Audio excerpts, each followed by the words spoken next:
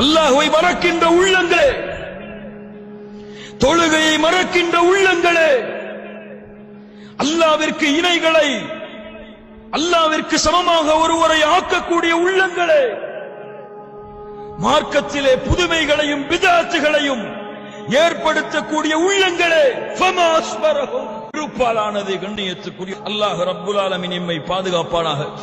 நரகத்திலே போட்ட மாத்திரத்திலேயே, நரகத்திலே அந்த மனிதனை தூக்கி வீசப்பட்ட மாத்திரத்திலேயே அல்லாஹ் ரப்புல் ஆலமீன் அந்த மனிதனுக்கு ஜக்கூம் என்ற மரத்தை உணவாக அல்லாஹ் அளிப்பான். யாருக்கு அந்த உணவு? பாவிகளுக்கு, அல்லாஹ்வை மறுத்தவர்களுக்கு, அல்லாஹ்வை மறந்து வாழ்ந்த பாவிகளுக்கு, அல்லாஹ்வுடைய கட்டளைகளை புறக்கணித்தவர்களுக்கு, அல்லாஹ்வுடைய தூதர் முஹம்மது ரசூலுல்லாஹ் ஸல்லல்லாஹு அலைஹி வஸல்லம் அவர்களுடைய வழிமுறைகளை புறக்கணித்தவர்களுக்கு. நரகவாதிகளை பார்த்துக் கொள்ளுங்கள், இதற்கு பிறகு உங்களுக்கு மரணம் கிடையாது.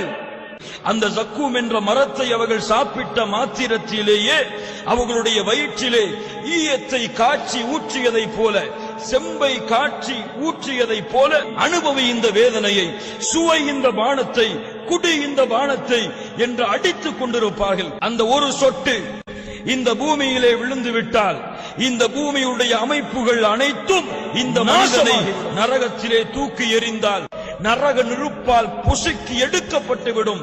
அதை அல்லாஹ் ரப்புல் ஆலமீன் அந்த தோல் அழிந்தவுடன் புதிய தோள்களை அல்லாஹ் ஏற்படுத்துவான். அந்த வேதனையை அவர்கள் சுவைக்க வேண்டும் என்ற காரணத்திற்காக கஸ்ஸாக் என்ற பானம், ஹமீம் என்ற பானம், தண்ணீராது, சுத்தமான நீராது, நரகவாதிகளுடைய சீலையும் சளத்தையும் எடுத்து தனியாக நரகத்திலே கொதிக்க வைத்து கொடுக்கப்படக்கூடிய பானம் ஹமீம்.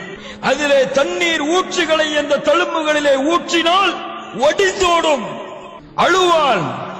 நரகத்துடைய அந்த ஜீலையும் சலத்தையும் அவனுடைய தலையில் அல்லாஹ் ஊற்றச் சொல்லுவான்.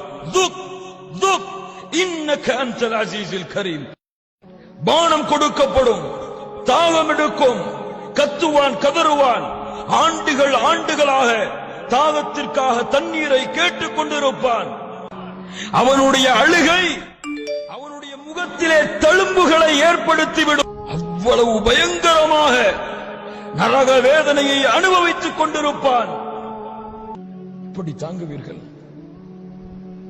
எப்படி சகிப்பீர்கள்? எப்படி ஏற்றுக்கொள்வீர்கள்? அவ்வளவு கொடிய வேதனையை எப்படி தாங்குவீர்கள்? நரக நெருப்பை எப்படி சகித்துக் கொள்வீர்கள்? அல்லாஹ் ரப்புல் ஆலமீன் நம்மை பாதுகாப்பானாக.